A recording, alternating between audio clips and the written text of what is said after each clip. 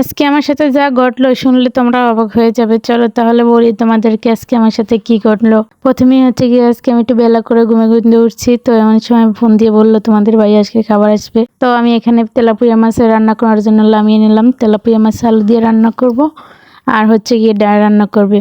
তো যখনই মাছগুলো এরকম তেলের পর দিয়েছি, তখনই দেখি এই যে আমার জামাই বাজার নিয়ে আইছে।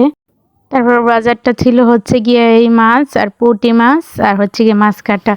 তো গুঁড়ো মাছ কাটতেও সময় লাগে, বড় মাছটা কাটতে তো জাস্ট কম সময় লাগে, তাও তো চুলতে অনেক সময় লাগে। আর এদিকে নিয়ে এসে এই যে শাক, এই শাকগুলো বাছতে বলেন অনেকটা টাইম লাগে না। কি করব, বাজার দেখে আমার মাথাই তো পুরো খারাপ হয়ে গেছে যে আমি কোনটা আগে করব কোনটা পরে করব।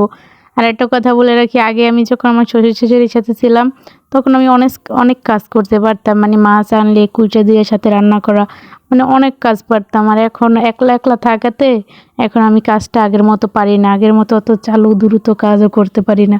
মানে আমি আস্তে আস্তে খুবই কাজ করি, আর তারপরে তাড়াহুড়োর কাজ একদমই পারি না। আর মাছ কাটাটা বিশেষ করে এখন আমার অনেক বিরক্ত লাগে। আগে আমি প্রচুর প্রচুর মাছ কাটতাম, এখন মাছ কাটাটা একদম ভালো লাগে না। তো যাই হোক, তারপর আমি মাছগুলো আর কি বাছতে বাছতেই শাকটা বেছে নিয়েছি, আর তারপর মশলাটা বুনতেছি।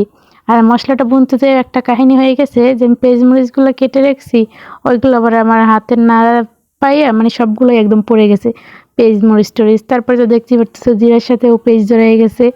তারপর যাই হোক মশলাটা বুনে নিয়েছি। আর এই যে বোনার সময় আমার যে ভিডিও করতে অন করা তার কি মনে থাকে না, এটা তো আমি তোমাদেরকে বলছি। আমি যে মশলাগুলো দিতে এসে অথচ আমি ভিডিওটা অন করিনি। তো যাই হোক ওই ক্লিপটা বাদ হয়ে গেছে। তারপর ঝোলটা টেনে আসার পর দিয়ে দিয়েছি ধনিয়া পাতা দেওয়া। আর এইদিকে আমি শাকগুলো ধুয়ে কিন্তু পরিষ্কার করে নিয়েছি। তারপরে এই যে মাছটা হয়ে এসেছে, আর হয়ে আসার পরে মাছটা তুলে নিচ্ছি। আসলে অনেক দিন পর মায়ের হাতে আর কি তেলাপিয়া মাছ রান্না খেতে মনে চাইছে, তাই আর কি ওই রান্না করলাম। আর তারপরে মায়ের হাতের মতো হয়নি, কারণ মায়ের হাতের রান্নার মতো কারো রান্নাই আর হয় না। তো যাই হোক, তারপরে এদিকে আর কি মাছটা তুলে নিয়ে শাকটা বসিয়ে দিয়েছি আমি। এখানে লবণ হলুদ আর হচ্ছে গিয়ে কাঁচামরিচ দিয়ে শাকটা সেদ্ধ করে নিলাম।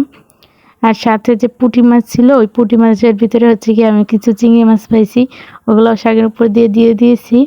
তারপর কিন্তু শাকটা খুব ভালোভাবে নাড়িয়ে চেড়িয়ে সেদ্ধ করে তুলে নিয়েছি। আর এবার শাকটা বেশি করে শুকনো মরিচ পেস্ট দিয়ে বাগার করে দিয়ে নেব, এতে করে কিন্তু এই শাকটা দারুণ স্বাদ হয়। আমি সব শাকই আমার কাছে এভাবে শুকনো মরিচ ছিঁড়ে বাগার দিলে অনেক ভালো লাগে। তো যাই হোক মরিচটা সব লাল লাল করে আগে ভেজে নিচ্ছি, আর তারপর দিয়ে দিয়েছি পেঁয়াজ কুচি। এই রান্নাটা আমি আমার শাশুড়ির কাছ থেকে শিখেছি। এভাবে শাক রান্না করলে সত্যিই অসাধারণ লাগে। আমি আগে কোনো সময় রান্না করিনি, এই শাকটা আমার শাশুড়ি এভাবে রান্না করে মানে জাস্ট অসাধারণ লাগে। আমার চেয়ে ওনারটা অনেক স্বাদ হয়। তো যাই হোক এভাবে কিন্তু আমার শাক ভাজি কাটা হয়ে গেছে, তুলে নিব শাক ভাজিটা। মানে আজকের দিনটা যে আমার কীভাবে গেছে এটা হয়তো আপনাদের সাথে বলে বোঝানো সম্ভব না।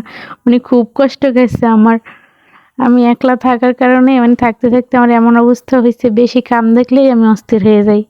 আর এই যে তারপরে মাছগুলোও কেটে গুছিয়ে নিয়েছি রান্নার শেষে। তো কেমন হয়েছে আমার মাছ কাটাটা বলবো অবশ্যই কমেন্টে। পুঁটি মাছগুলোও কেটে নিয়েছি। আজকের ভিডিওটি এ পর্যন্তই। সবাই ভালো থাকো, আল্লাহ হাফেজ।